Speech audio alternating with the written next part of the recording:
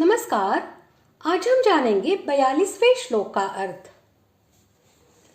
इस प्रकार मुख्य मुख्य वस्तुओं में अपनी योग शक्ति रूपी तेज के अंश की अभिव्यक्ति का वर्णन करके अब भगवान यह बतला रहे हैं कि समस्त जगत मेरी योग शक्ति के एक अंश से ही धारण किया हुआ है। श्लोक 42। अथवा बहुनैतेन किं ज्ञाति न तवार्जुन विष्टभ्याहमिदं कृत्स्न मेकांशेन स्थितो जगत्। श्लोक का अर्थ। अथवा हे अर्जुन, इस बहुत जानने से तेरा क्या प्रयोजन है? मैं इस संपूर्ण जगत को अपनी योग शक्ति के एक अंश मात्र से धारण करके स्थित हूं। अथवा शब्द पक्षांतर का बोधक है। 20वें से 39वें श्लोक तक भगवान ने अपनी प्रधान विभूतियों का वर्णन करके और 41वें श्लोक में अपने तेज की अभिव्यक्ति के स्थानों को बतलाकर जो बात समझाई है उससे भी भिन्न अपने विशेष प्रभाव की बात अब कहते हैं। यही भाव दिखलाने के लिए यहाँ अथवा शब्द का प्रयोग किया गया है।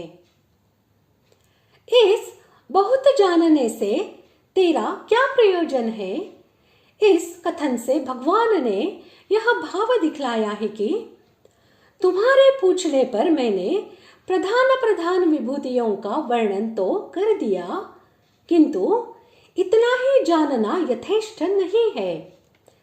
सार बात यह है कि यह है जो मैं अब तुम्हें बतला रहा हूं, इसको तुम अच्छी प्रकार समझ लो, फिर सब कुछ अपने आप ही समझ में आ जाएगा।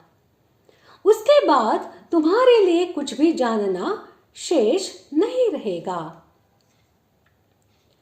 यहाँ इदम और कृत्स्नम विशेषणों के सहित जगत पद, मन, इंद्रिय और शरीर सहित समस्त चराचर प्राणी तथा भोग सामग्री, भोग स्थान और समस्त लोकों के सहित ब्रह्मांड का वाचक है। यह ब्रह्मांड भगवान के किसी एक अंश में उन्हीं की योग शक्ति से धारण किया हुआ है। यही भाव दिखलाने के लिए भगवान ने इस जगत के संपूर्ण विस्तार को अपनी योग शक्ति के एक अंश से धारण किया हुआ बतलाया है। इस प्रकार आज हमने 42वें श्लोक का अर्थ जान लिया है और इसी के साथ हमारा 10वां अध्याय पूर्ण हुआ।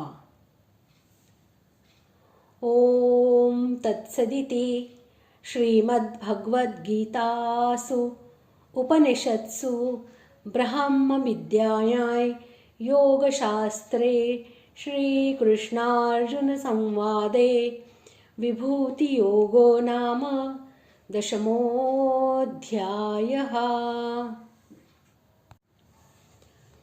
इस प्रकार ओम तत्सत इन भगवान नामों के उच्चारण पूर्वक ब्रह्म विद्या और योग शास्त्र में श्रीमद् भगवद गीतोपनिषद रूप श्री कृष्णार्जुन संवाद में विभूति योग नामक 10वां अध्याय पूर्ण हुआ।